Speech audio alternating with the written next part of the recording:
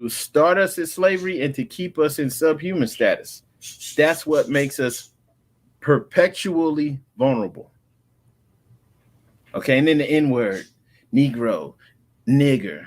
This is the nigger right here, the troglodyte nigger. This is a scientific term. This is not like some racial term. This is a scientific term referring to a chimpanzee type creature that walked upright. The troglodyte nigger.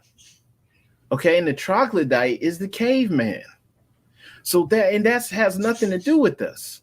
Our ancestry doesn't come from cavemen, right? So this status that was placed on our people has nothing to do with us. I know some people love the word nigger. They want to hang on to it.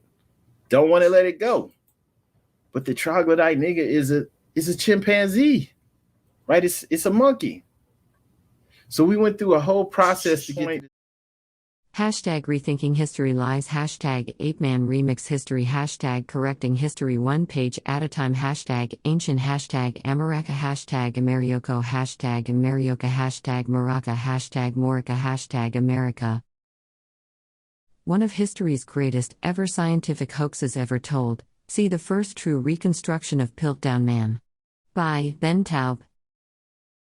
The Piltdown Man was not what it seemed. Image credit, Cicero Moraes et al.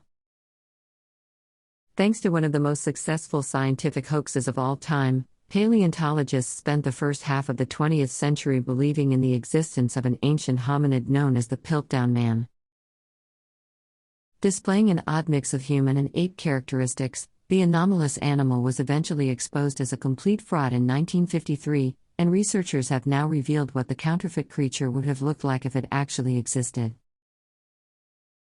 The Piltdown Man was the work of lawyer and amateur geologist Charles Dawson, who contacted London's Natural History Museum in 1912 with what he claimed was evidence of a missing link in the evolutionary sequence between apes and humans.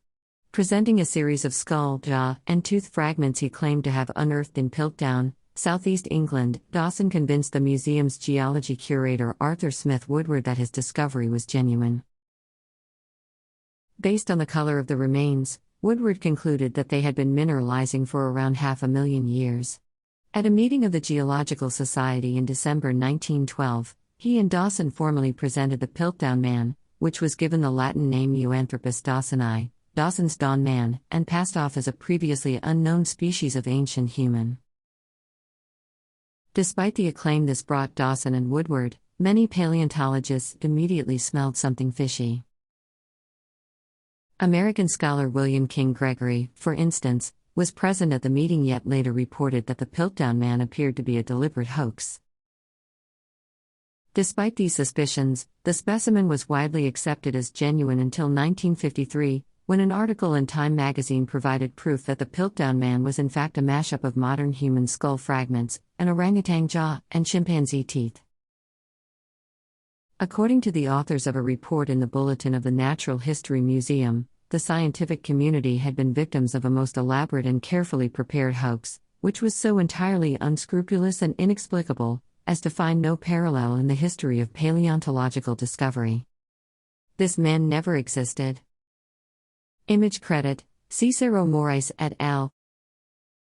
Finally dismissed as a fake, the abomination was revisited by researchers in 2016, who revealed how Dawson had modified the various components to ensure they were not properly identified upon first inspection. The study authors also discovered that the bones had been deliberately stained with an iron solution in order to make them appear older than they were. Despite the fact that the Piltdown Man never existed, a team of scientists, including forensic expert and 3D illustrator Cicero Moraes, have had a crack at revealing what the fictional hominid may have looked like. To do so, Moraes created a digital model of the creature's skull using a mix of human, orangutan, and chimpanzee cranial scans. Soft tissue markers from a human face were then distorted and adapted to fit this skull, before Moraes used his artistic license to apply the skin tone and hair. The result is the first true facial reconstruction of a 500,000-year-old species of ape man that never was.